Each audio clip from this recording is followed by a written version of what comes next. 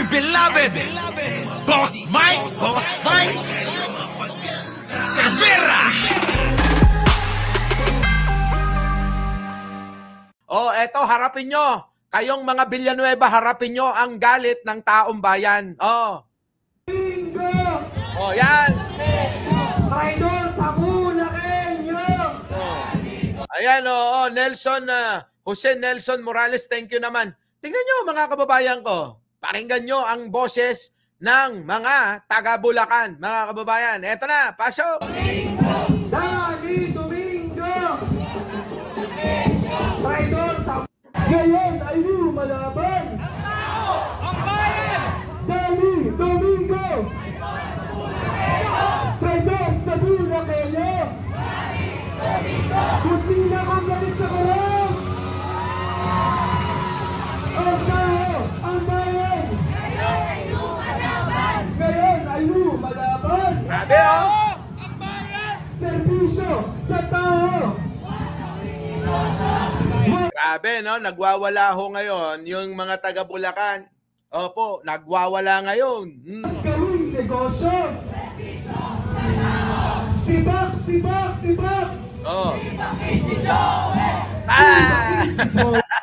Sibak, sibak, sibak. Sibakin si Joel. Sabing gano'n, no? Oh.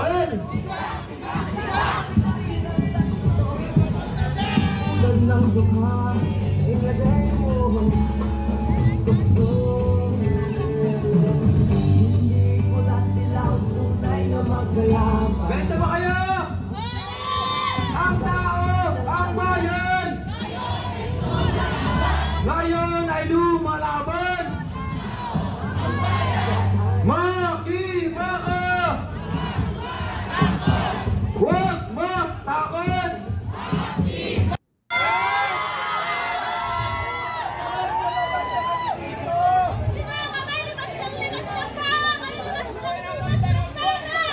Tama, naglilimas kami ng baha, naglilimas sila ng pera. Putang ina, napakasarap.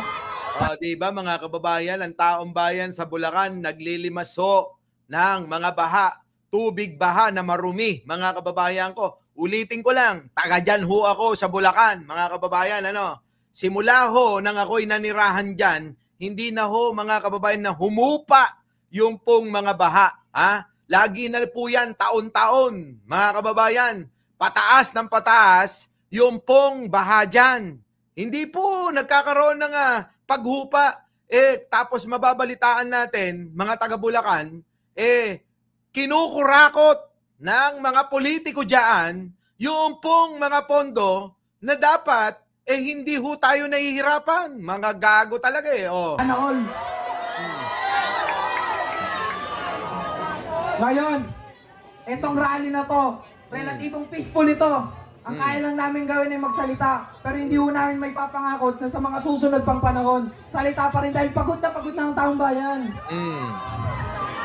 Hindi na Kakapal ng mga mukha ng mga politiko dyan sa Bulacan, mga kababayan. Kakapal talaga ng mga pagmumukha.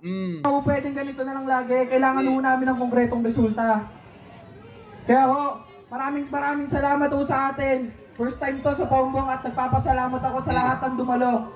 At sa lahat ng mga organizer, sobrang eksiho ng ating preparasyon.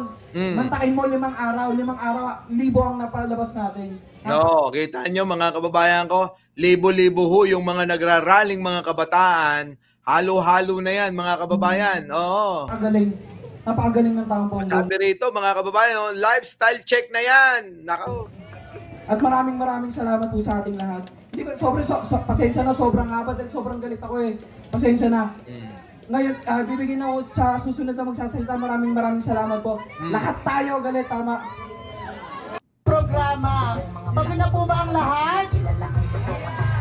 Galit po ba kayo sa mga kurap? Sino ba naman hindi magagalit mga kababayan, di po ba?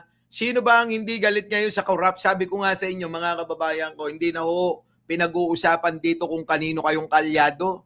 Kung kayo ba'y maka-Marcos, maka-Duterte, maka-Dilawan, maka-Pinklawan, ano po, makapula, makaberde, makadilaw, maka-pink, o ano pa man, makaputi, maka-asul. Alam nyo, ang pinaka-importante ngayon, sabi ko nga, abay dapat managot yung pong mga tao na mga na-involved, yung mga tao na naging dahilan, mga kababayan, ng pagtitiis ng mga baha dyan sa Bulacan at marami pang lugar sa Pilipinas. Yung pong mga kurakot na yan, anumang kulay nila na pinagtataguan nila, mga kababayan ko, dapat huyan, dapat lahat yan. Kung pwedeng barilin sa ulo, pwede na, mga kababayan eh. Di ba? Barilin at sa ulo. Walang sisinuhin, mga kababayan ko. Wag husa ng maging ugali. Didilis ang mga tayo. Tignan nyo, mga kababayan ko. Kahit mga kababayan, anong gawin? Basta kakampi nila, ang nangyayari, tama pa rin. Malinis pa rin. Hindi po sana tayo ganon. Ma'am Emma, hindi dapat ganon. Kung hindi, dapat kapag ka may kasalanan, kahit sino pa, kahit kamag-anak pa ni presidente, kahit anak, kahit asawa, kahit sino, basta kapag ka nagkasala, mga kababayan, dapat managot. Yun ang totoo. Kung naghahanap tayo ng katotohanan at gusto nating mapanagot, yung pong mga tao na may ginawang pangungurakot, pagtataksil, at talaga namang pagnanakaw sa bayan. Yun po yun yung iba kasi, sabi ko nga doon sa kahapon, 3 lang ho kami sa Radyo Pilipinas, busy yung ating mga ibang kasama. Di po ba? Sabi ko, mga kababayan ko, wag na tayong mamili. Kung sino ang dapat na managot kahit anong kulay, panagutin natin.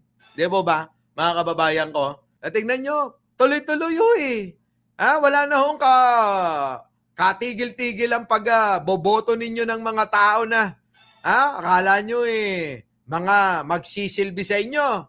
Hindi, mga kababayan ko. Ang iboto nyo, mga kababayan, yung katulad nito, maging aral na ho sa inyo to, Dapat ganito yung binoboto nyo. Tingnan nyo ho.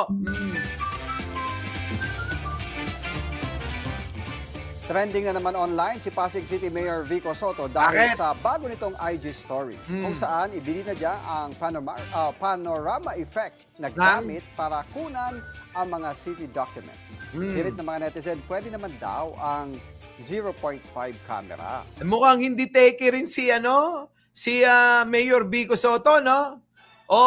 Mga kababayan, yung cellphone yata, mga kababayan yung mga sinauna pa.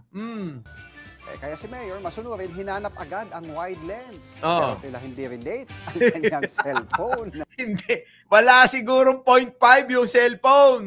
At nauwi sa zoom in, zoom out ang effect ni Mayor. Kita nyo, mga kababayan ko, si Mayor Vico Soto, no? Kita nyo naman, mga kababayan. Hindi man lang makabili ng magarang cellphone. Hindi ho makabili ng magarang cellphone. Hindi ho kasi nangungurakot mga kababayan, Nakakatuwa si Mayor Vico, no? Yung parang very millennial tito. Ano bang gamit niyang phone? Very millennial tito daw, mga kababayan, Oo nga, Bakit parang, walang 0.5? Oo nga, May ganun talagang cellphone Di po ba? Mayroong ganon yung mga Android, mga kababayan na medyo luma-luma na. Wala talagang 0.5, mga kababayan. Oo, may mga ganong cellphone. Naabutan ko yun bubuti na lang nito na lang, mga kababayan, nung bumalik tayong mag-vlog, kailangan na natin ng medyo maayos-ayos na cellphone. Kasi nga para sa mga magagandang video at saka syempre yung i-upload natin sa mga vlog, lalo na sa TikTok tsaka sa Facebook. Pero yung kay Vico Soto, magtataka kayo. Hanggang ngayon, mukhang hindi pa rin nagpapalit ng cellphone. Maaari siguro, may sentimental yung kanyang cellphone. Baka nga, Cherry Mobile pa yung cellphone niya. Baka naman Movie Line pa. Alam niyo yung Movie Line, mga kababayan, nung araw? O Nokia, mga kababayan, wala tignan nyo ganyan mga kababayan, ang binobotong tao. Yung po bang walang ka bisyo-bisyo, walang ka arte-arte sa mga gamit. Opo po yung Gamit niya. Oppo. Kaya pala no. Tingnan nyo naman mga kababayan ko. Oppo pa pala. Yung iba mga kababayan, makikita nyo. Kapag ka may bago sa iPhone, sigurado mga kababayan meron sila agad Ano po? Pero tingnan nyo si Vico Soto mga kababayan. Oo. Hanggang ngayon yung cellphone Oppo pa rin daw. Grabe naman. Para bang mga kababayan parang hindi nagpapalit ng cellphone si Vico Soto. Oo. Tapos ikukumpara kay Kiko Barsaga. Yun na nga. Kayo matipid lang mayor namin. Sabing gano'n. Hindi. Ako natutuwa ako doon sa gano'n. Kasi mga kababayan, sabi ko sa inyo, 2021 na, mga kababayan, ang cellphone ko, walang camera. Nokia dual SIM, mga kababayan 2021 na ho yan. Ang cellphone ko, na ginagamit, yung pong dual SIM na Nokia. Kita nyo, tawag lang kasi ko. Text, tawag. Noon nagre-record ako noong 2021. Hinihiram ko yung cellphone nung chika babe ko doon ako nagre-record.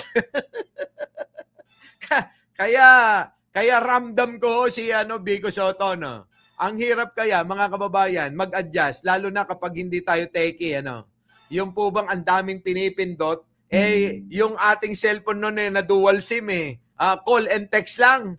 Yun lang naman ang mahalaga, di ba? Mga kababayan. Okay na ano pang problema? Nakakausap mo naman. Naisesend mo naman yung message mo. Di po ba? Ay, grabe, naalala ko yun, mga kababayan, kahit saan ko ilagay Hindi dinadampot, mga kababayan pero, ngayon, iba na. Hindi na pwede yung mga kung ano-ano lang na cellphone. Ano po, mga kababayan? So, mga kababayan ko, inabot na tayo ng oras. Mahaba pa naman ito. Marami pa akong tatalakayin. Tulad ng, yan nga, etong si Marcoleta nga daw di umano'y nanghihingi ng kwarta sa mga diskaya. At etong si Rapi Tulfo ay nadamay na rin mga kababayan sa mga naituturo na may kinalaman din daw di umano sa mga kontratista. Nalilink sa mga kontratista na may kinalaman sa mga ghost project. Mga kababayan ko. So, muli, mga kababayan, hanggang dito na lang at kita-kita po tayo sa mga susunod. Opo. So, muli, mga kababayan, maraming salamat po. Our beloved Boss Mike!